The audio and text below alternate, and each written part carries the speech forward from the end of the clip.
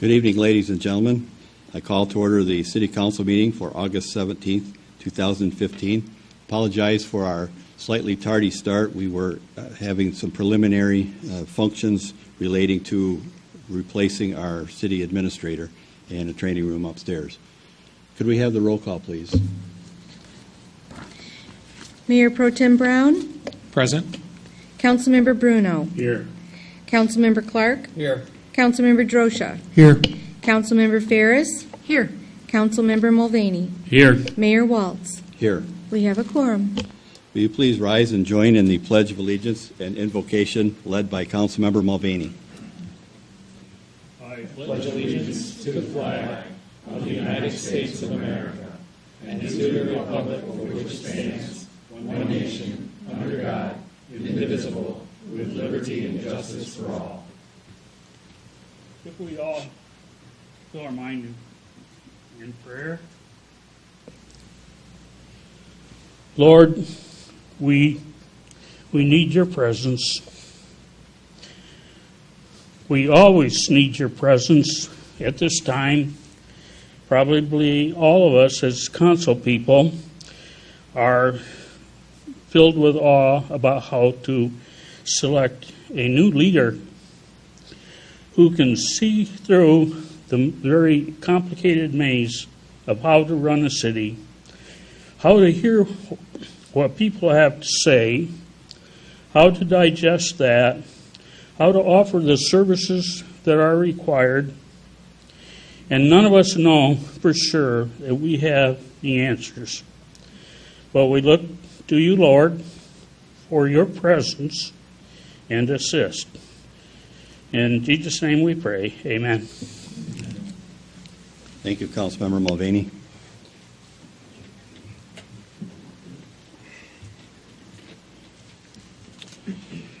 Are there any announcements this evening?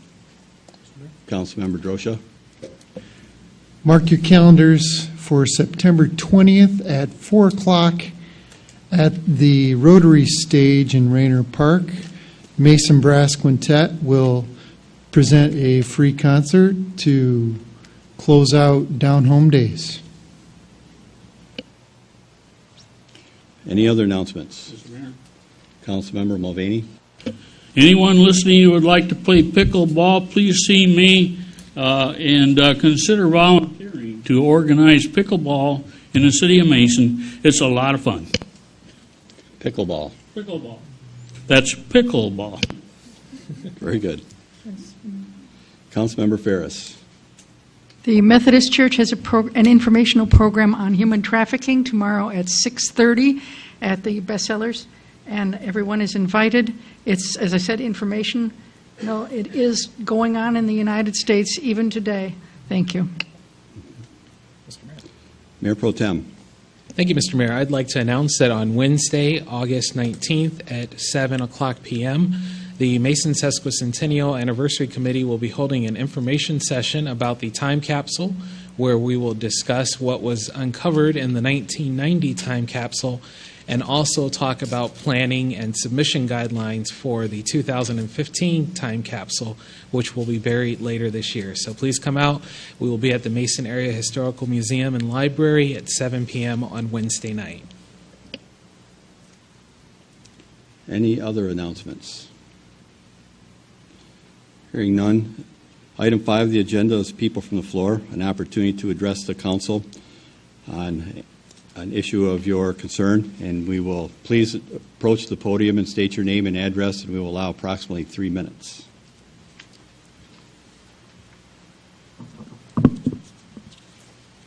Good evening.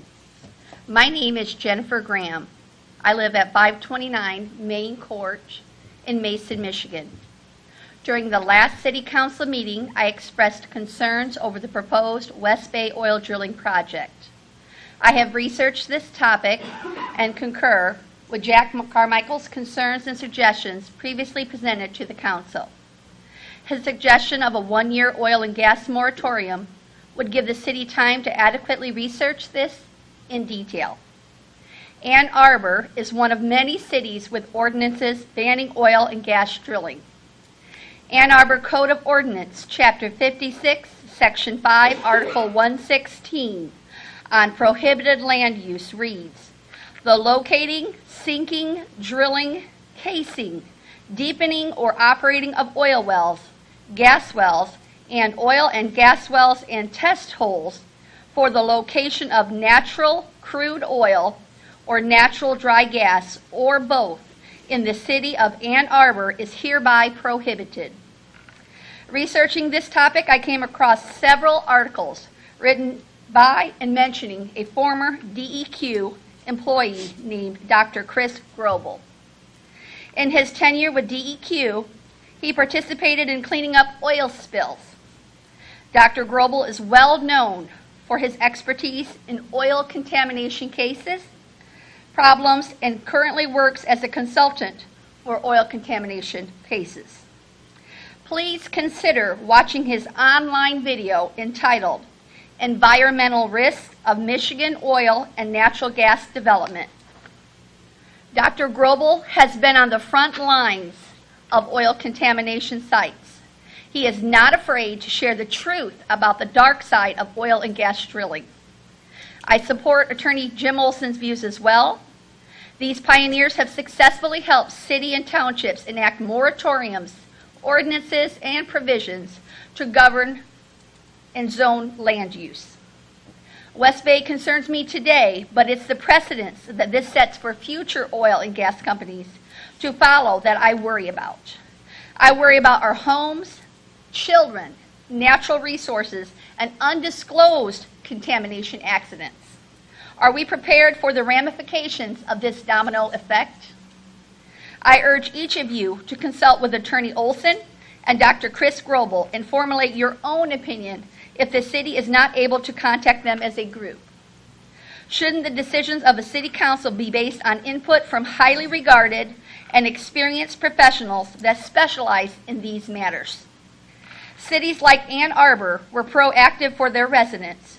You have a chance to do the same for our residents too. Upon speaking with Representative Cochran today, it is apparent that a second forum is not in the immediate future. For the second time, I urge the City of Mason to host a town meeting that the residents rightfully deserve and place an oil and gas moratorium in the city until this matter can thoroughly be researched. Failure to do so could have a detrimental impact on Mason's future. Thank you, Council. Good evening. Thank you.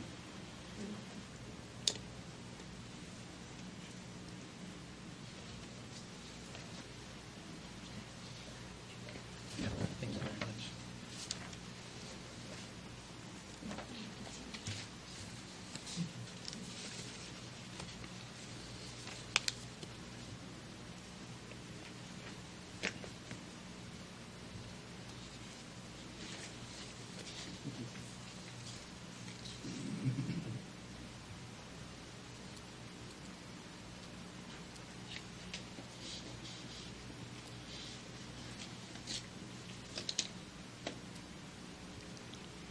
Mr. Price, could you also forward a copy of this to the city attorney for his review?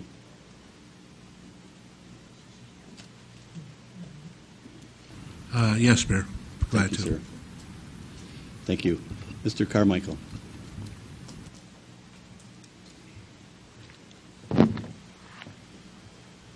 Mr. Mayor, my name is Jack Carmichael, and I live at 519 South Rogers Street here in Mason. In addition to the background information previously supplied to the Council about my international and national experiences, I hold the PhD in physical chemistry and was recipient of a National Science Foundation postdoctoral fellowship in mathematics applied to problems in chemical kinetics. I'm the author of more than 80 published scientific articles and reports and was co-author of the book Industrial Water Use and Treatment Practices. I'd like now to consider the letter that I received from Acting Administrator Pat Price dated July 31st, 2015, an egregious response from the city attorney. Quote, I just received word from the city attorney relative to your question as to how many leases must be signed before West Bay can go to court to obtain a forced pooling order. This opinion of the city attorney is wrong. The courts have nothing to do with obtaining a so-called forced pooling order. This is decided by the Michigan Department of Environmental Quality, according to Mark J. Snow, Supervisor, Permits and Bonding Unit, Office of Oil, Gas, and Minerals, Department of Environmental Quality. He informed me that as a practical matter, at least 50% of the leases in the unit must be signed in order for the DEQ to consider not forced pooling, that's the wrong wording. It's called compulsory pooling. Attorney Jim Olson has stated that the Mason City Council can enforce the zoning regulations to ban horizontal drilling under the city of Mason. This is in disagreement with the city attorney's opinion supplied to the council that all relevant Mason City ordinances are preempted by the state. Could the city attorney be wrong again? Please contact Attorney Olson. Contact information previously supplied to get the opinion from an attorney experienced in oil and gas issues. Thank you very much. Thank you, Mr. Carmichael. Mr. Price, I will also provide this to you. If you would be so kind as to get this copied to the city attorney for his comments to be re-reviewed as well. Thank you. Are there any other persons from the floor? Thank you for your concern. We'll continue to take this matter under advisement and see what new facts do develop.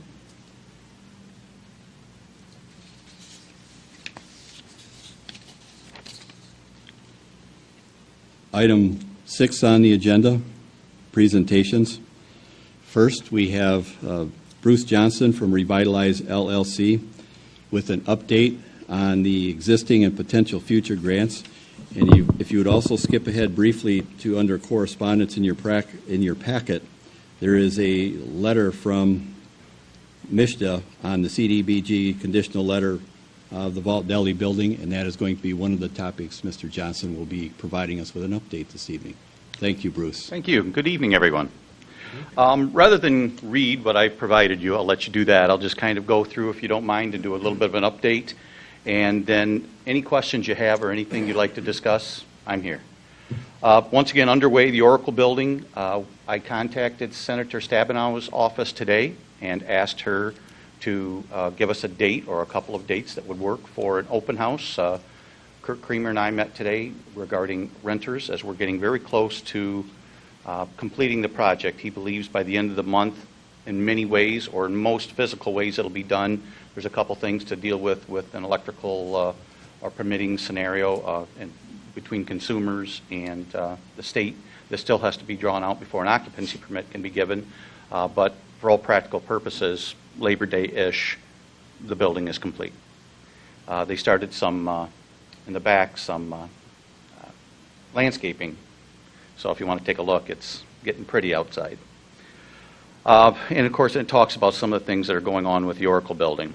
As far as grant committed, the Vault Deli, the letter that you got from MSHDA, is committing funds to 4 units to be completed on the 2nd and 3rd floors above the Vault Deli for the Robinson family.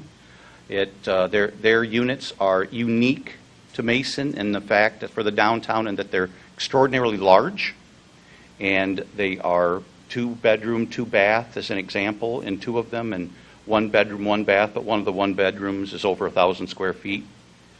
They decided they wanted something that was a bit different than the average apartment in the downtown, so they went that route, and I believe MSHDA ranked it as the best application that they received in this term. We are working with them now to take care of some of the conditions that are involved in getting the grant, such as the secured loan, which they already have, the secured funding, which they already have, and their architectural prints are complete. We're also going to do the environmental review ahead of time and send it on to MSHDA for approval. And then we'll come back to you guys in a couple of weeks, sometime in September, and ask for a signature letter to be given once you have been given all the proof that they've done everything they needed, so that MSHDA could then actually formally give a grant to the City of Mason on their behalf, as you have done with many of the other buildings.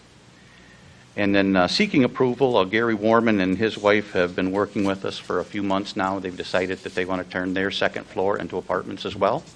I think Gary's thinking about moving downstairs or doing something else, oil and gas business, you know. But he liked the idea of everything he's seen with what apartments can do for downtown long-term revenue as a building owner and things like that. We're going to ask him to get his facade done first, as MSHDA doesn't like to see facades happen at the same time as apartments are being built. Triggers different federal requirements.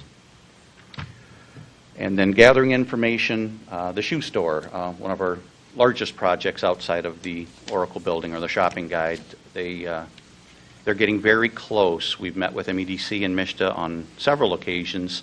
They have gone through the vetting process that takes for such a large building, because when you do the whole building rather than just a second and or third story, it involves a lot more money, a lot more efforts, more environmental research, more architectural work, things of that nature. And the owners, Mike Reed and Brian English, have completed their architectural, completed their environmental. They're working with a bank now, and their pro forma is getting tighter and tighter and getting to the point where we'll be unveiling it to MSHDA to work with the city and see if it's something that's going to happen. And then the last one, but certainly not least by any means, Teresa Wren has contacted me, and we've had several discussions about what might be available to Keens and helping them through some of the things that they're going through. And she's been very encouraged to hear some of the things that are going on, and we've met a couple times once again with the wonderful restoration company, Paul Davis, that they're working with to talk about what they're going to be able to do for the second floor in particular in the residential. And looks pretty good. It really does. It looks pretty good. And they will have a couple of needs that they're going to vet out and determine, but don't be surprised if we come back and talk to you about them in the very near future. So that's an overview of what I supplied. I can't tell you how. One other thing, last week the state asked me to come and present at a one-day training that they had, what they called a best practice, and the best practice was the shopping guide. They asked us to talk about the impact that the shopping guide made on the downtown for Mason, and at the same time talk about the impact that their funds have done for the city of Mason. Please recognize and realize that both MEDC and MSHDA considers Mason right up at the top of the line of cities that have done the right thing, that have worked with the products that they've provided, and have really considered you a partner in everything that they do. So I just want to make sure you understand that these funds that are available throughout the state have been well utilized in the city of Mason by the city and the owners of the buildings, and very smart business people downtown to take advantage of what's been offered and to see the opportunities that are created. And I think our downtown reflects that every day that you walk through it. Well, would someone like to ask me a question? Thank you, Bruce. Are there any questions for? Just a quick comment. Sure. Thank you, Bruce. You're very welcome. Mr. It's Mayor. wonderful to be here. Really it is. Councilmember Clark? Bruce, we're throwing an awful lot at MSHDA and the MEDC with the projects that we have going, the ones we've done, and the ones that you're now, that might be in the pipeline. Do you think we're going to continue to get the support from those entities and the financial support so we can continue on with these? Or at some point they can say, well, geez, you know, we're giving you guys a bunch and we got to give some to somebody else? Well, I got to tell you the truth. I've wondered that for years, but I honestly believe that they think that why would they leave a city that was doing the things that you were doing until everyone there has gotten what they desire? Wouldn't it be great to take a city, one city, and say there isn't anyone else that wants anything and has been completely redone? You know, and I guess it kind of shows, but my passion for this is partially because of it's Mason and partially because I really believe in what's happening. You're looking at taking these incredible old historical buildings, making them whole again and setting them up for generations. Not just a short fix, not just a quick financial fix, but truly something that's going to last for decades or longer. It's remarkable to me what can happen, and I'm so happy that so many people have seen it. The support of the City Council, the administration for all these years. Pat's right there with them. He's been behind me, patting me on the back, saying, go, go, go, and it's been just wonderful to see it all happen. But the building owners downtown, it's amazing to see how well they understand when it's set forth in front of them what it can mean to take underutilized space or underused space or space that has been deteriorated just from normal years and years of use and change it back. No one wants to do it on the short dime. Everyone wants to do it the right way. Replace those old floors. Take the historical charm and bring it back. Granite countertops, hardwood floors, historical design. Keep it all. If we've got something historical, let's build it in with the new. It's been wonderful. And at the same time, adding the amenities. One thing we found out, and Mason was the one that found it out, it's almost a state requirement now. It's not a requirement, but I haven't seen any that aren't that done that way. A washer and dryer in every apartment. We just don't build them any other way now. It's the number one amenity asked for from renters, and it's the first thing that everyone always says we're doing. So it's really been a great experience for me to watch it all happen and to work with all the different building owners downtown. But no, I don't think it's going to end. Good, thank you. You're welcome. Any other questions? Bruce, your expertise shows not only by the enthusiasm of your presentations, but by the success of the projects you continue to bring to us, one after the other after the other. Your skills as a third-party administrator that keeps us in partnership with MSHDA is greatly appreciated, not by us at the city, but by the true beneficiaries, the residents of the city. And I have to say, on behalf of just this year, it's been my pleasure to work as closely with you as we have to continue this. So thank you. Thank you. If anyone has a question, wants to talk about anything at all, please know I'm available anytime. Thank you again. Thank you, Bruce.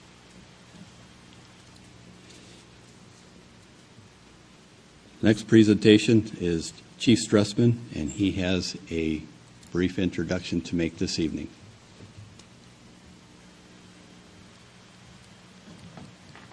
Thank you, Mr. Mayor, council members. I'm John Stressman. I'm the Chief of Police of the City of Mason. And it seems like I've been here a lot doing this lately.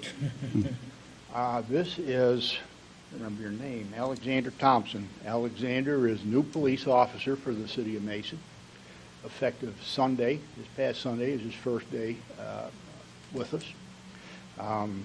Alexander is a lifelong resident of Lansing, a 2014 graduate of Michigan State University. He's also a graduate of Lansing Community College, where he earned his associate's degree and attended the 95th Mid-Michigan Police Academy, where he achieved his certification for his Michigan Commission on Law Enforcement Standards license, which was activated with his employment with the Mason Police Department. Alex is also a graduate of Waverly High School. And I have to tell you that what I've noticed lately, is, particularly with Alex swearing in the other day, these have become family events. We get a lot of support from the new recruits' families now, and he had quite a turnout here. So I think that Alex, at least his mother tells me he's going to be here for a while. So, Alex Thompson.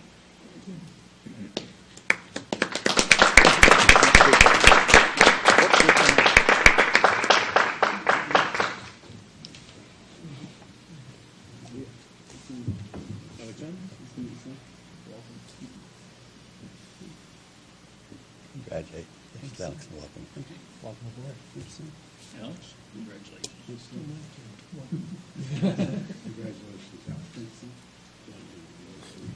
Just for your information, too, I have tonight given the second of the two new reserve officer candidates. They're going through the background process right now. We're hopefully going to have them completed.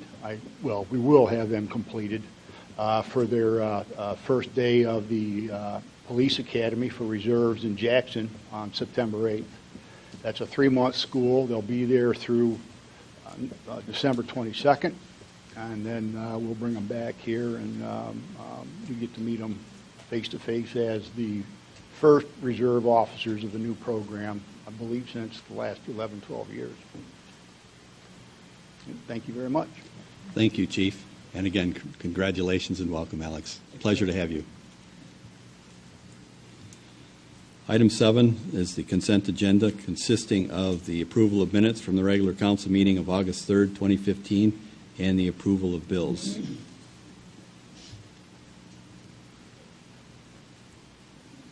Mr. Mayor, Councilmember Drosha. I move that we approve the consent agenda as presented. Second. Motion's been made to approve and seconded to approve the consent agenda. Is there any discussion? All those in favor signify by saying aye. Aye. All those opposed? Motion passes 7-0.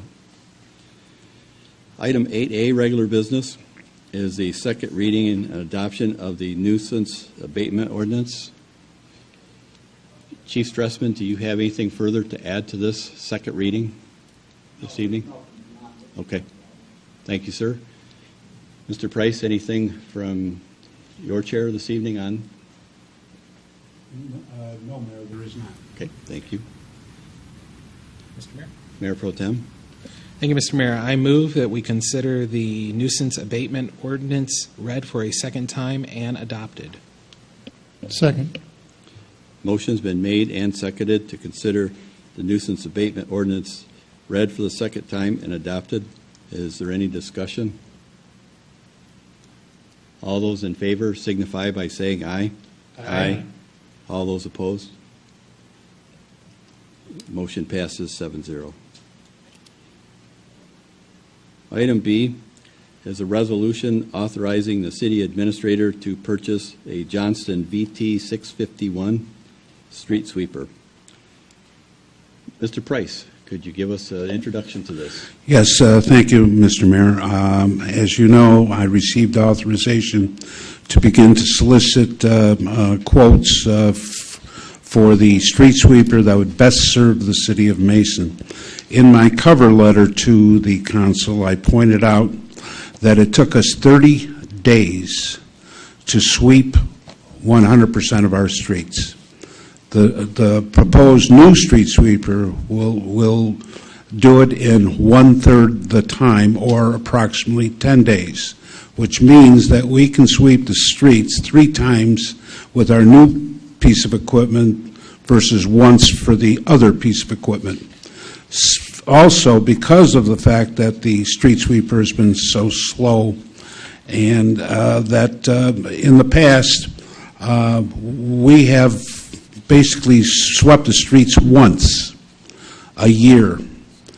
This one, I have informed the Director of Public Works, and he agrees with me, that we will be sweeping our streets now once every 60 days, and the Central Business District once every 2 weeks, just like it used to be when I was here in '99, because that's what we did.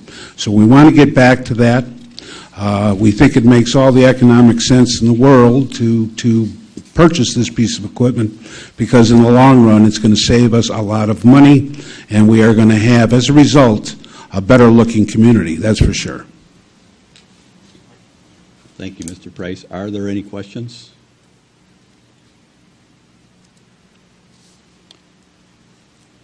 Mr. Mayor? Mayor Pro Tem.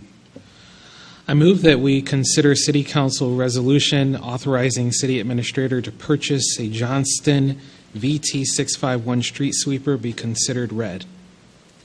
Second. Motion has been made and seconded for the resolution authorizing the city administrator to purchase the Johnson VT 651 street sweeper to be considered read. Is there any discussion? on considered read. All those in favor of the resolution considered as read signify by saying aye. Aye. All those opposed? No. Motion passes 6-1. Do you have one to introduce a resolution?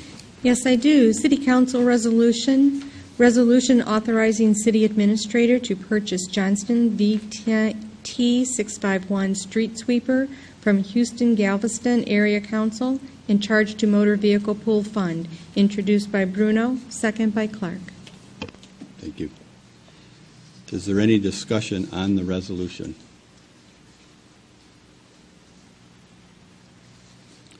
All those in favor of the resolution authorizing the city administrator to purchase the Johnson VT 651 street sweeper signify by saying aye. Aye. All those opposed? No.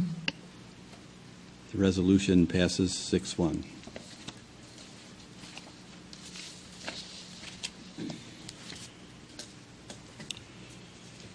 Item 8C is a motion approving Dart Bank's financing proposal for the previously approved street sweeper purchase.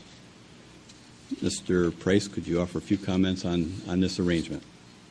Yes, Mr. Mayor. We, because of our financial situation with the Motor Vehicle Pool Fund, it has been in our best interest at this time to enter into a 10-year installment plan to purchase and pay for this piece of equipment. The lowest bid that we received was from the Dart Bank in the amount of 3.17%. And it is an excellent bid, and I am recommending that that the motion be approved. Thank you, Mr. Price.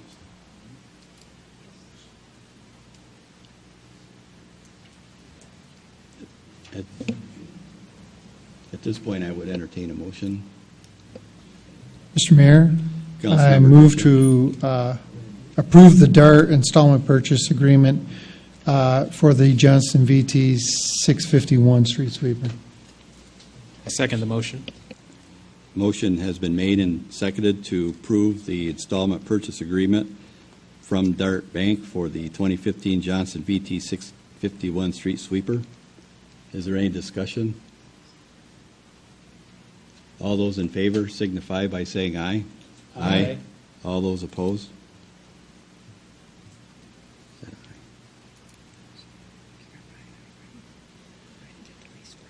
The motion passes, I believe, 7-0. Item D is a resolution recognizing the Ingham County Animal Control as a nonprofit organization in the city of Mason. Mr. Price?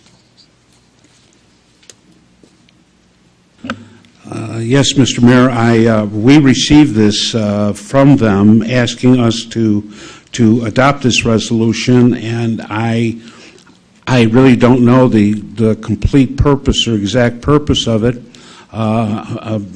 because I would presume they've already achieved not-for-profit status, but I guess this is just an endorsement and a recognition that they are a not-for-profit and that donations could be made and are tax deductible.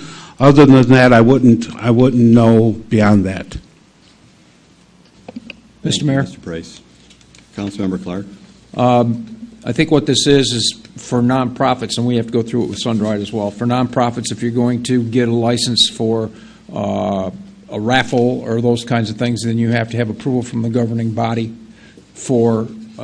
in order to get that approval through the state.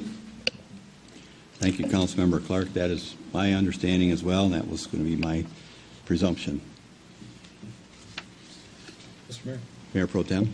Thank you, Mr. Mayor. I move that the resolution recognizing the Ingham County Animal Control as a nonprofit organization in the city of Mason be considered read. Second. Motion's been made and seconded to consider the resolution recognizing the Ingham County Animal Control as a nonprofit organization in the city of Mason as being read. Is there any discussion? All those in favor signify by saying aye. Aye. All those opposed? Motion passes 7-0. Do you have a resolution to introduce? Yes, I do. City Council resolution recognizing the Ingham County Animal Control, a nonprofit organization in the city of Mason, introduced by Bruno, second by Clark. Thank you. Is there any discussion on the resolution? All those in favor of the resolution signify by saying aye. Aye. All those opposed? Resolution passes 7-0. Item E is a resolution outlining the responsibilities for Transportation Alternative Program grants, otherwise known as the TAP grant. Mr. Price, would you also give us just a brief introduction on this item? Yes, Mr. Mayor. Now, I know this resolution because I prepared it. The other one, I guess I didn't. But anyway, yes, the MDOT requires the City of Mason to go on record as stating that we have the necessary funding for the 20% share that we are participating in this trailhead parking lot, and that the city also will be paying the engineering and contingency fees. And the last thing that the city will be paying or obligating ourselves to is that we agree to maintain this lot for its useful life. So the useful life of a parking lot in Michigan, one would say, would be in the neighborhood of 20 years. So what we're doing is committing ourselves to the fact that we'll be striping, we'll be maintaining the bicycle racks that are going into it, as well as the parking lot patching and what have you, for probably the next 20 years. Thank you, Mr. Price.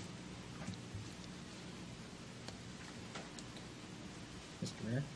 Mayor Pro Tem. Thank you, Mr. Mayor. I move that the City Council resolution regarding the City of Mason responsibilities for the Transportation Alternatives Program TAP grant be considered read. Second. Motion has been made and seconded for the resolution regarding the responsibilities for the Transportation Alternative Program grant be considered read. Is there any discussion? All those in favor signify by saying aye. Aye. All those opposed? The motion passes 7-0. Do you have one to introduce? Yes, I do. City Council resolution regarding City of Mason responsibilities for Transportation Alternatives Program grant, introduced by Bruno, second by Clark. Thank you. Is there any discussion on the resolution? All those in favor of the resolution signify by saying aye. Aye. All those opposed? Resolution passes 7-0. Item 9, unfinished business. Councilmember Bruno, any unfinished business? No. Councilmember Clark? No. Councilmember Ferris? None. None here. Mayor Pro Tem Brown? No unfinished business. Councilmember Mulvaney? None. Councilmember Drosha? None. New business. Councilmember Bruno? No. Councilmember Clark? No. Councilmember Ferris? None. Mayor Pro Tem Brown? Yes, Mr. Mayor. Very briefly, considering that for several council meetings, residents have expressed concerns regarding oil and gas drilling in the city, and this is something that the city has continued to look at, both from the perspective of our legal position as well as the concerns of the community at large. I simply wanted to throw out the idea and ask my colleagues if they felt that we should direct the Planning Commission to maybe look into the matter a little bit further. I know tonight it was brought to our attention that other communities have done certain things with their zoning ordinances and so forth. And given that when it came to a moratorium on medical marijuana, we asked the Planning Commission to look at it. I'm wondering if we should take the same approach. And since the Planning Commission is a citizen body, a citizen-appointed body, that it also might be a good chance to get the perspective of some additional residents. So not making a motion, but just seeing if there's any thought on that. Council members? Mr. Mayor. Councilmember Mulvaney?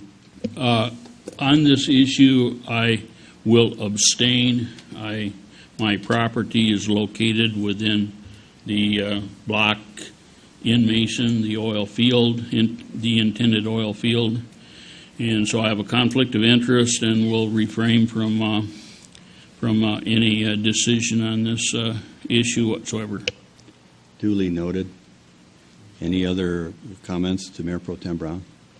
Mr. Mayor, Councilmember Clark? I would offer an opinion after we've heard back from the city attorney, because it seems to be a little difference of opinion, and I understand the group that's lobbying for this moratorium, and they only throw two names out there, one attorney, and certainly when you find an attorney that's on your side, then that's the one that you're going to throw out there.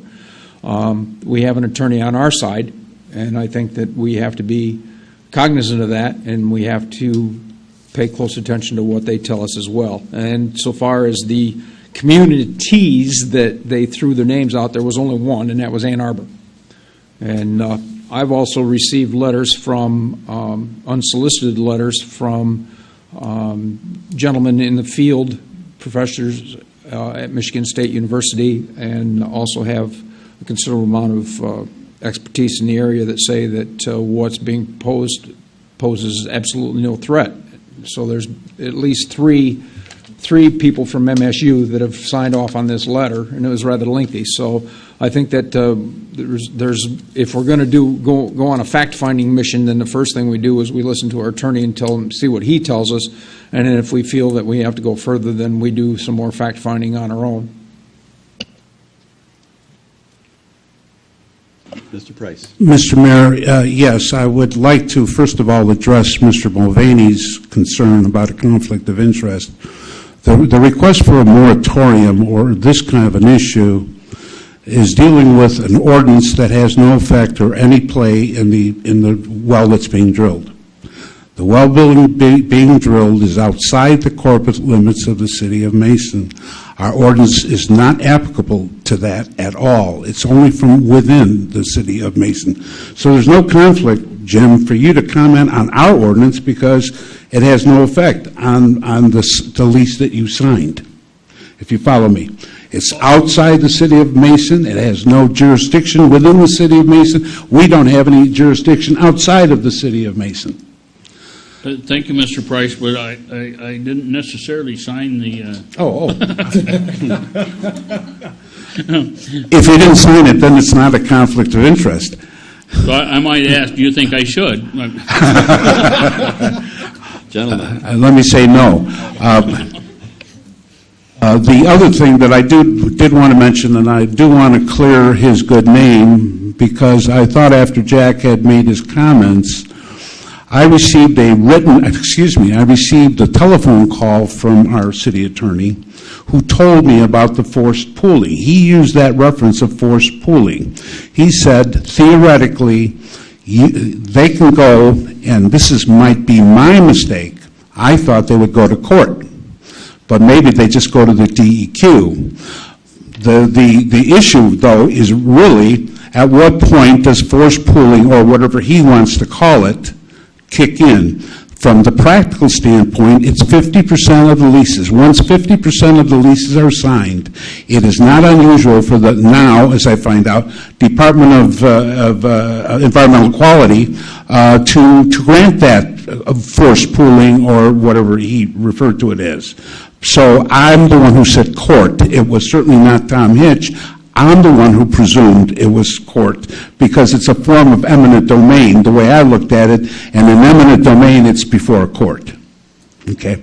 So, my bad. That's what I said, the court. No problem, Mr. Price. Appreciate you clearing that up. Compulsory pooling was the term that was used at the last town hall meeting. Mr. Mayor. Councilmember Mulvaney. Now that I can speak on the issue, I would like to note that Michigan State University Extension Service has a full-time agent located at Hart, Michigan, who is an expert in all matters of leasing and DEQ jurisdiction, etc., and he would be readily available to us without charge if you want him to, would want him to come in and speak. He's already been in the community because he was at the town hall meeting held by our Senator Hune and Representative Cochran, and made input there, along with 2 DEQ employees who explained all of this information, I think, in a first-rate manner. But if we wanted some fact-finding, this gentleman would be at our disposal. Anything else on the issue? There seems to be one thing that has come up more than once, as my colleague Mayor Pro Tem Brown has suggested, and that is this concept of a moratorium, in this case on horizontal drilling under the city, which we have had our attorney review, and we do have opinions on the matter. And I am trying to remain open-minded enough to acknowledge that this may be the first time that there has been a difference in legal opinions based on a technicality. I know never happens in the legal arena. With that said, the confusion here that I see seems to surround what the city boundaries allow you to maybe pass a moratorium on versus the drilling type, whether it's vertical or horizontal. It would seem that what our attorney has provided us is clear, but perhaps before we go to the Planning Commission route to have a moratorium studied, as has already been suggested, that we have our attorney revisit this issue, specifically in the alleged moratorium that Ann Arbor has been able to enact on horizontal drilling, when it would seem that they would have to abide by the same directives from the Department of Environmental Quality Supervisor of Wells that we would have to. So that clarification could be helpful, Mr. Price. And I know that the time is of value on both the attorney's side and ours, but if you could give him some information and direction on that, at the very least, that we could have a better answer at the next time that we might need it, rather than we're just going to defer it to the city attorney. Mr. Mayor, I think we could probably save a little money. I think if I could, I would call the supervisor of wells of DEQ and let him tell me what his responsibilities are relative to diagonally drilling oil. Because according to our city attorney, he has the absolute control and we have none. So I would like to talk to him or her, whoever the supervisor of wells is, and ask him, we have the situation, what is your answer to this? And I think that would come from the horse's mouth. We're not going through an attorney. We're just going to get right from his mouth what he believes he's entitled to control. And so if that's his opinion, that's got to be the law. Agreed. I also see a lot of heads nodding in agreement as well. Just suggesting, if there's equal or close to agreement, that it would be in our best interest as well to have a legal opinion from our city attorney regarding a moratorium, why it is not even remotely possible, or how it may be able to work as it did for our other communities at the same time, so that we know what our legal position is, should we be in a position of having to defend our ordinances or not. Colleagues? Mr. Mayor, Councilmember Drosha. I just want to make sure that the squeaky wheel gets the oil.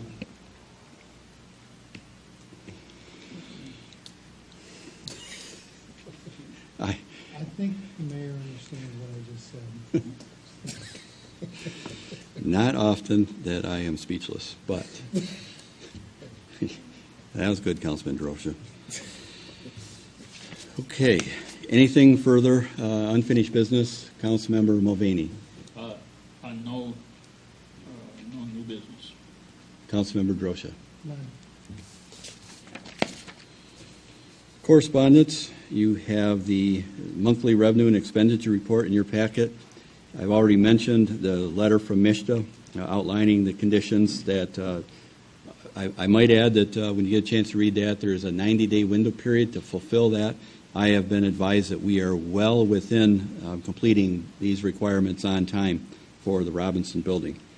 Lastly, you have an article about Scott Davidson that has been reprinted. Liaison reports. Traffic. Traffic meets in October. Historic district. The Historic District met in the last Monday of July, and the order of business was approval of architectural drawings and plans for the Lawrence building, the facade with the removal of the galvanized tin, and the architect was there, a young lady from southern Michigan, very, very interesting. They're trying to restore the columns on the front of the building, which were heavily damaged when the galvanized tin was put on. They chiseled away the sandstone Roman curves and ogies. They chiseled that away in order to get a structure up there that they could attach the tin to. And so that's been destroyed, and it's part of a brick column. And so it's going to be, it's really problematic as to how they're going to repair that. But the owners of the business are dead set on restoring those two columns and in the front to what they have photographs of it in the early 1900s. They're trying to restore it back to what it was prior to about late 50s when the galvanized tin was put on there. And that's all, I think. We approve that. Thank you, Councilmember Mulvaney. Planning, Mayor Pro Tem Brown. Thank you, Mr. Mayor. The Planning Commission did not meet this month due to a lack of business.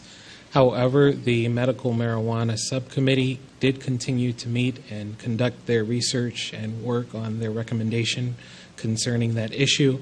And the next meeting of the full Planning Commission will be on Tuesday, September 15th, at 6:30 p.m. right here in City Hall. Tree Commission, Councilmember Ferris. Yes, you can still get a sesquicentennial tree through December, but if you go for it after the end of August, it will be planted in the spring. That's $150, and you can suggest where it would be placed and also put who it would be in memory or in honor of on public territory. And we have suggestions for trees.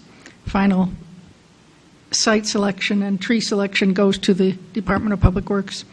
And just if you want to beautify other places, I would like you to know that Wes Clark of the Sugar Bush is back in the farmer's market, and you can get some perennials from him next Saturday to spiff up your yard. Thank you. Will these trees come with a 150-year guarantee? No. Oh, okay. Not unless you pick a particular oak. Not that we'd be around to know anyway. Sure. In that case, yes. Yeah. The DDA will meet next Wednesday, August 2nd. Are there any council member reports this evening? Second. Oh, did I say August? That would be a correction to the DDA. That is September 2nd.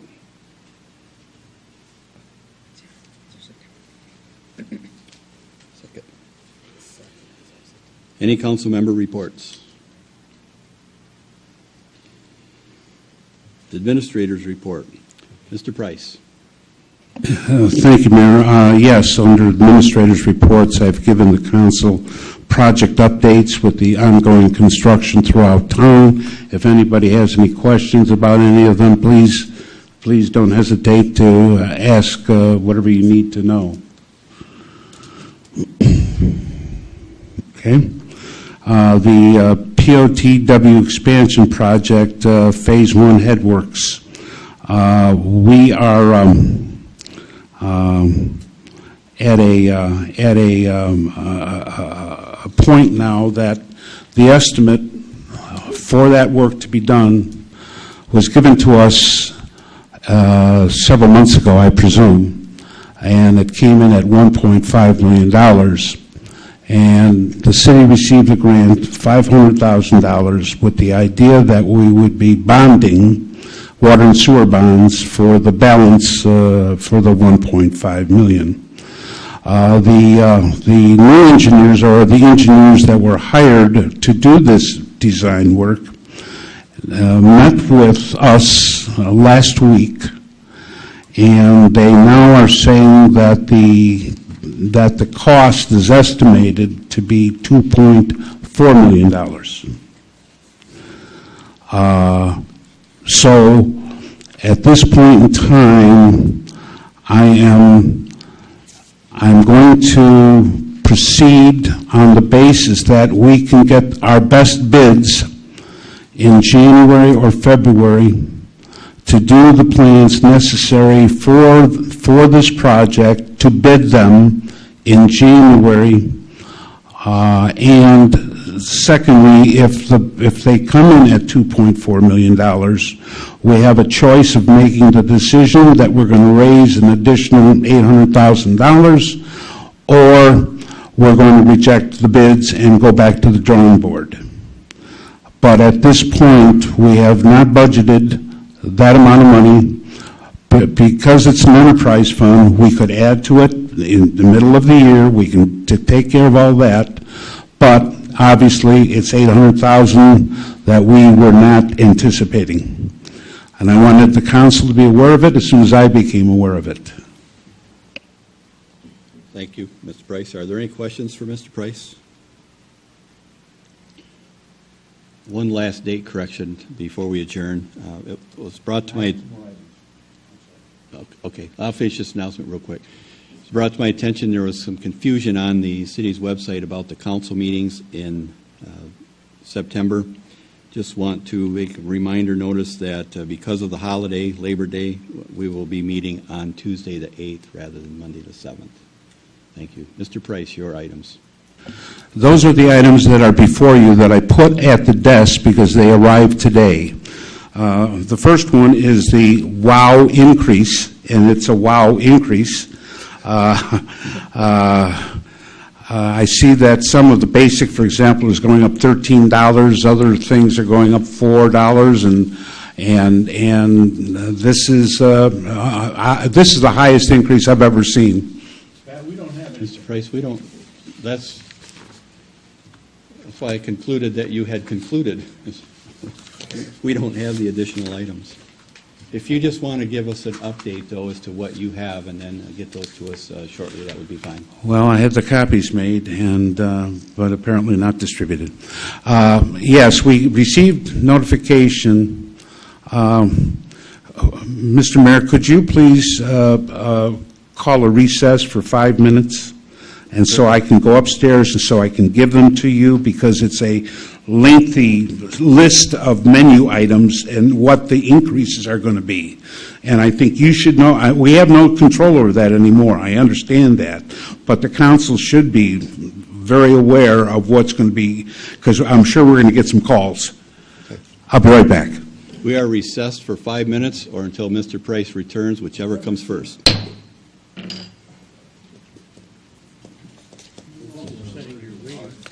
What's happened to these people? Have they died? They were going to keep attending our council meetings periodically to keep us updated on the status. This outbuild that's been going on forever, that's gone on in the other stage of the world, and like we're not even here. I think they've had two since then. Yeah. Seaboard's the only city in the state that's got it. except parts of Lake. I Well, have to tell you, anyway, I've gotten I at least have I have 8 the fastest solicitations to get WOW mix in the of, last year. internet. So we know where all the money's going, it's going into print. I don't know, I can't remember. I was And what's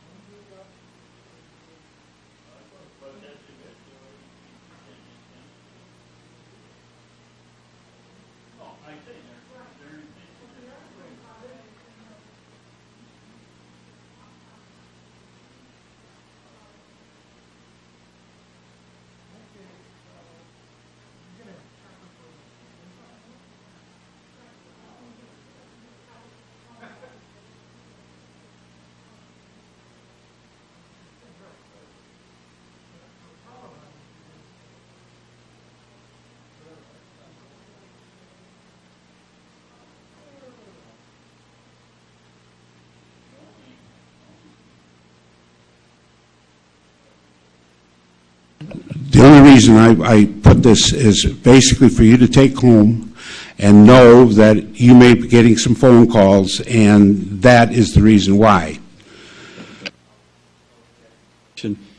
Madam Clerk, did you want to make a brief comment, just for clarification? I do. I just wanted to say that those had been put in my mailbox, and I had been told they were there, and I forgot. So I just wanted to clarify that Mr. Price had that taken care of. Yep, no harm done. There's just a little fumble on the handoff, that's all. That's all it was. Well, we do appreciate your efforts to deliver this as expediently to us as possible. The second item is a letter that I received that I obviously was not aware of, that there was some sidewalk, which I do know that that the Rainer Ponds subdivision was not complete in terms of sidewalk. Well, I received this letter today, and I checked to make sure that we had the surety bond. In fact, it's not a bond, I believe it's cash. So that was invested in 2001, and I checked what the cost would be. I got the linear feet. I got the cost estimate, at least until I get bids. But this should be taken care of by the end of this month, or certainly no later, sometime in September. We will complete then all of Rainer Ponds in terms of sidewalk requirements. So that's a bit of good news. But it was something that I wasn't aware of, but it turns out apparently that they asked for it in 2012, it didn't get done, and I'm saying to you, it will get done. It'll be done by the end of this month. Mr. Mayor. Mayor Pro Tem Brown. Thank you, Mr. Mayor. I want to thank the city administrator for bringing the information from Wide Open West to our attention. And during the recess, we were just kind of commenting, Councilmember Bruno had mentioned that at one time, WOW said that they were going to come in on a regular basis to address concerns, to talk about service upgrades, things of that nature. And while there has been a significant degree of turnover, we have yet to hear from WOW in person. And so I would ask city administration to extend an invitation, strongly encouraging WOW to come to a city council meeting to maybe address some of the concerns that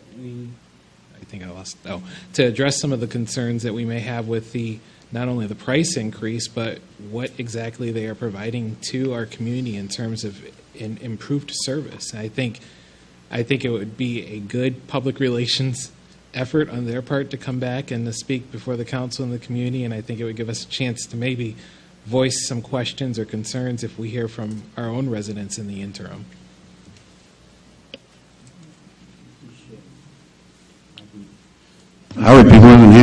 invite them and get a date when they will come.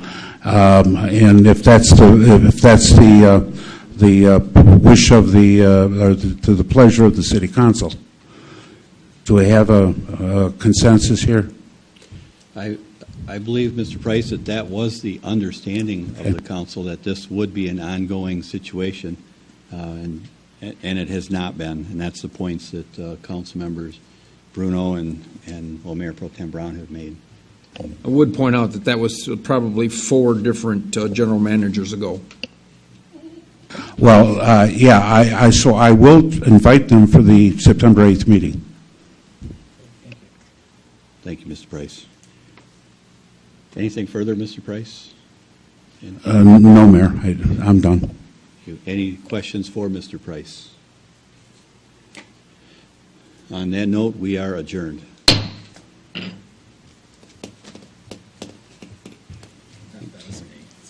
This is